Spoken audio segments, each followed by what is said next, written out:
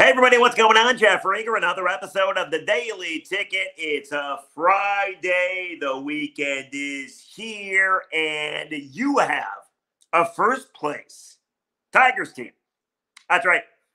As we go into the weekend, I must say, first of all, I hate how the early season of baseball is set up.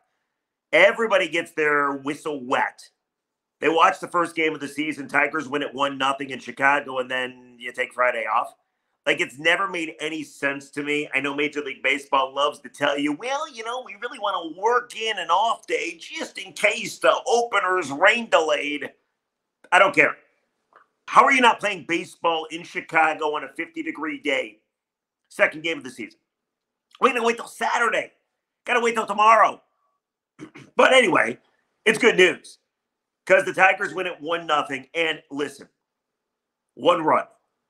There was a bases-loaded opportunity in the 8th inning. Matt Vierling had a chance to break it wide open. He ends up striking out.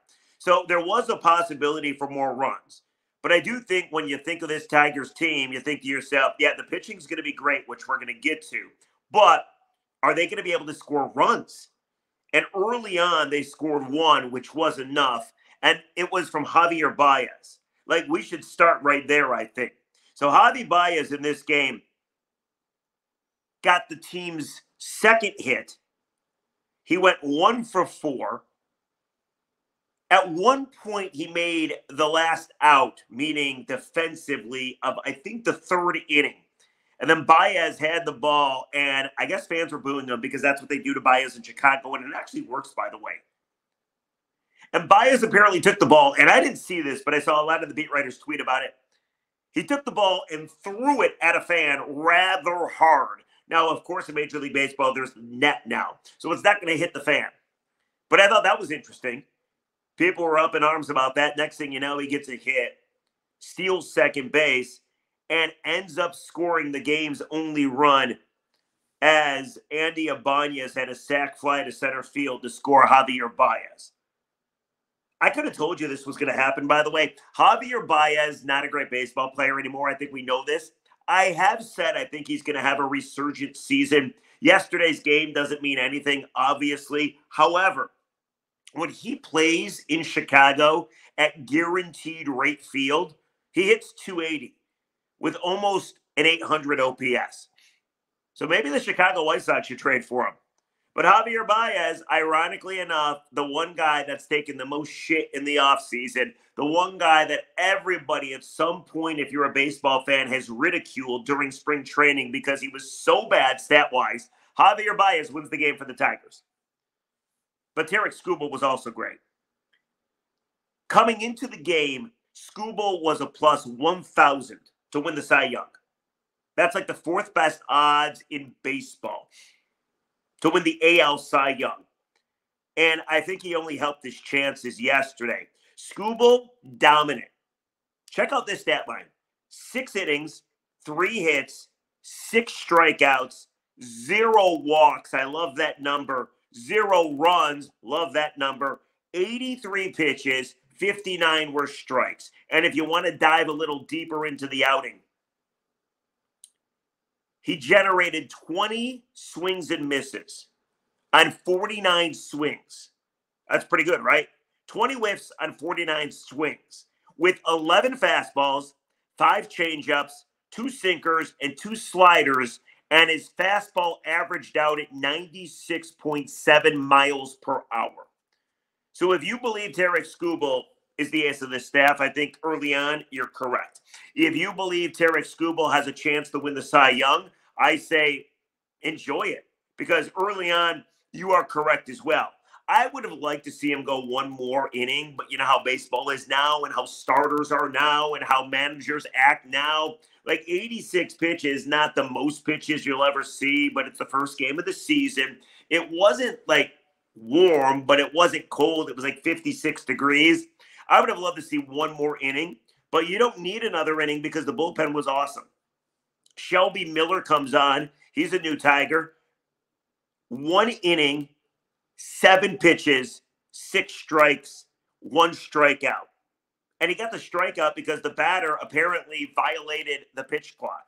did not get in the batter's box quick enough. So Shelby Miller, as advertised, pretty damn dominant. Then Andrew Chafin came on.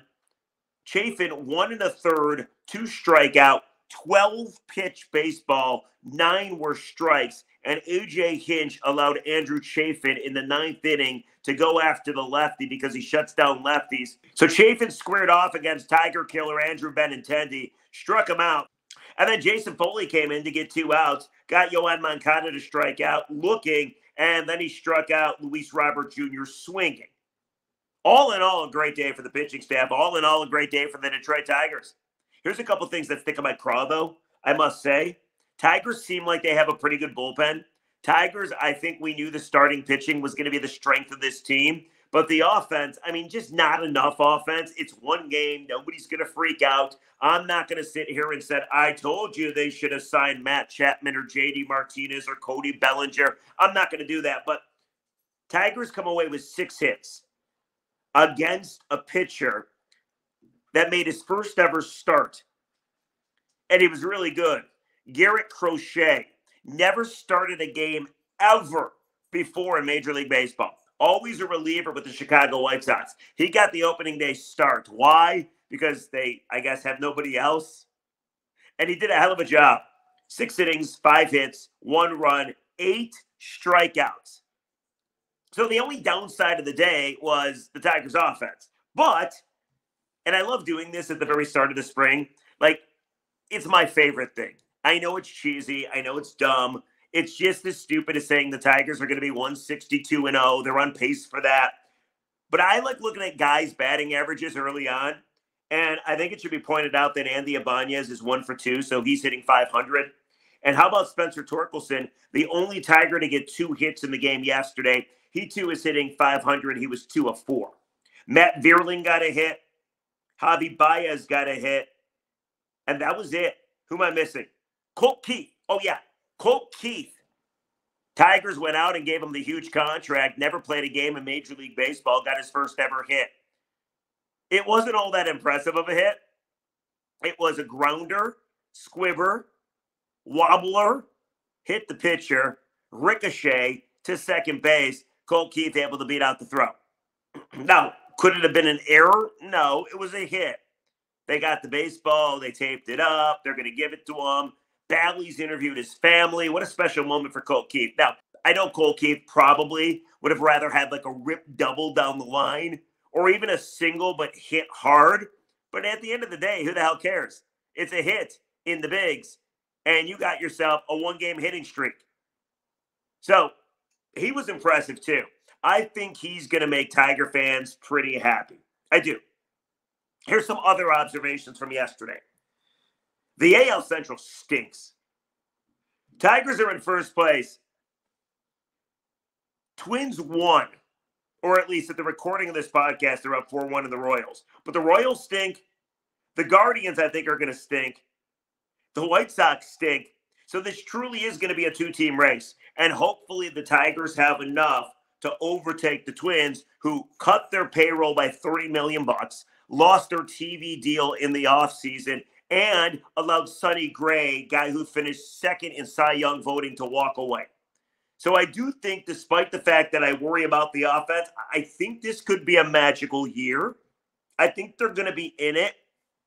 I think the pitching is the strength of their team, and I think they showed that yesterday.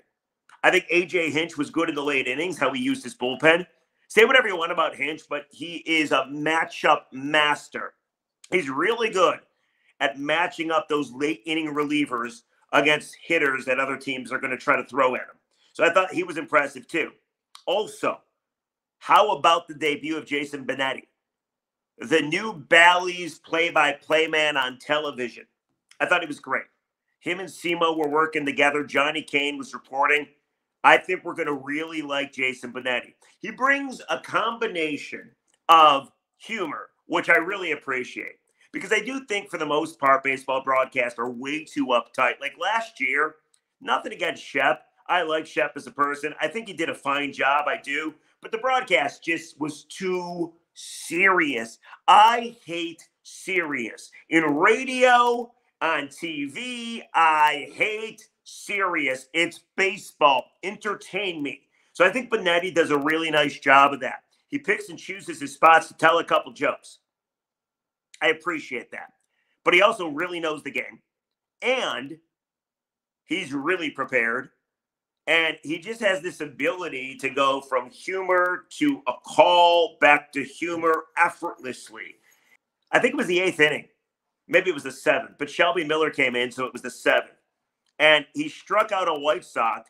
And the White Sox, I mentioned it, was out because he didn't get back in the box quick enough and the pitch clock had expired. You got to be back in there by 7 seconds, I believe, and he wasn't there. And I don't think anybody knew what happened, but Benetti did. Like right away, boom, called it out. He's really good. I think we're really going to enjoy him. I think that was a great addition in the offseason. And now that I said the good thing about Bally's, how about the bad thing about Bally's? Their app sucks. Like, not that you care, but maybe you're in the same boat that I'm in. I decided to cut the cord. I got a new television. Everything is streaming these days. So I got YouTube TV. And I really like it. I think it's great, especially for the basketball and the football. You can watch a box of numerous games together. I think it's fantastic, right? Especially during the tournament. You can watch the tournament games together instead of having to change channels. But unfortunately, with YouTube TV, you get no Bally's. You get everything else, it seems like, but you get no Bally's. So I paid the $20 for the Bally's app as well, and I'm still saving money. But the Bally's app always quits on me. And it's a monster. Yesterday, I'm watching the Tiger game, getting ready to do the podcast. It's a 1-0 game, bottom of the 9th inning. Jason Foley on for the save. 1 out. Bally's app just quits. Takes a big old shit on me. Then, of course, I try to restart it. It won't even restart. Then I try to go back into it. And, of course, it's paused. It's not moving. Then I click on Netflix thinking it would recycle the Bally's app, allowing me to get back in it to watch the end of the game. You don't know that the White Sox aren't coming back. Like, they might hit a walk-off. I'd like to see it if it happens. I don't know. It's kind of why I paid the $20 a month. This app sucks, man. I was watching hockey a couple weeks ago. Same deal. So at the point of me recording this podcast at 6:40 on Thursday, I'm hoping the Bally's app works for the Wings game. That starts in a little bit here. Wings in Carolina. When I left my TV to walk over to the other room, I couldn't get in the damn app. The app is frozen. Like, come on, dude. I'm paying $20 a month. I kind of feel that's rather pricey. You can get any other streaming service for like $10, $12, $15. Like, how much does Netflix cost? Or Disney, or Paramount, or Peacock, or Hulu? I feel Bally's is the most expensive, and it sucks. So it was a very enjoyable day at the ballpark, it seemed like, in Chicago. It's a great day for the Tigers. I gave you my observations. But fuck! Can they fix that damn app? Anyway, I'll get you some comments and then let's get the hell out of here, shall we? Let's go start our weekend. By the way, it is official. Twins win. So the Tigers and Twins are both 1-0, both in first place. Because I know you wanted to know. Let's read some comments, shall we? Yesterday's podcast was about the Tigers. And my worry that they did not do enough offensively in the offseason. Here's what people had to say as people were jacked for opening day. Paul Carbone says, I'll be downtown for opening day, then go into the Red Wings game that night. Nicely done, Paul. Here's the deal, man. The Wings better win tonight, meaning when you watch this, hopefully they have already won. By all accounts, Washington's in Toronto. Toronto's missing Mitch Marner and maybe others. And the Wings never play well in Carolina. If the Wings lose, and you'll know by the time you watch or listen to this, and the Capitals win, that's a 4-point deficit for the Wings. The Capitals still have a game in hand, and there's only 9 left for the Wings. Like, they're pretty much toast if that's the case. Must-win hockey game, and hopefully my Bally's app works. I hope, for Paul's sake, on Friday, a week from today, that hockey game he goes to after the Tigers take on, the Oakland A's, that it's going to be a big game still, and it's going to matter still, and the Wings are still in it. How about this comment? This is from @AnnHellick5370. Says, after all these years of listening to Jeff Rieger, I am so excited to actually see him. I had no idea what he looked like. #Go Tigers Go. Well, thank you, Ann. What do I look like? Do you like the bald look, Ann? Let me know. What did you think I look like? You never know. Listen to a guy or girl on the radio, you get this picture in your head, but you never really know what they look like. The sun is just shining off my scalp. I got to shave this thing again, I think. Or let it grow back out. I don't know. I'm at a loss. I'm just going to wear a hat constantly. All right, guys, I hope you enjoy your weekend. I hope you enjoy the rest of the NCAA tournament. I hope you enjoy the Red Wings. Of course, the Tigers play tomorrow and Sunday, Easter Sunday. It's a great time of year. Go enjoy your weekend. I'm going to do the exact same. We'll catch you on a Monday. Big win for the Tigers. Your first place, 1-0 Detroit Tigers, fueled by Javy Baez. That's right. Javy Baez. He got a hit. He's hitting .250. Better than going 0 for 4. I mean, don't get me wrong. There were still some ugly at-bats there. But it was nice to see Baez score the game's only run. Let me know what you think. Did this game do anything to your hopes or beliefs that this team can compete? Let me know. Nice to get a win. By the way, the last time they started 1-0 was 2 years ago. That was Javy's first year. Opening day was at Comerica Park. Tigers won that game like 8-7. Baez had, I think, a walk-off double or a homer. Very important hit for Javy Baez. And he got interviewed, and everybody was all fired up. And then it didn't turn out all that great because the Tigers had a slow start. So we talked about the Tigers having a fast start. Good for them for beating up on the White Sox. And when I say beating up, I know it was 1-0, but still, a win is a win is a win, and who the hell cares how you got it? Kind of like Colt Keith's first hit. Just get it. Doesn't matter how you got it. But this month is rather favorable. Yes, you play the Rangers, world champs. Yes, you play Tampa Bay. Yes, you play Minnesota 7 times with a chance to put some ground in between you and them. But you also play the White Sox 2 more. You play the Royals. You play Pittsburgh. And you play Oakland. So those are very winnable games. And I know people don't love to play the schedule game, but I dig it. I'm a big schedule guy. It's a winnable month for the Tigers. Let's get a strong start and see what this team can do.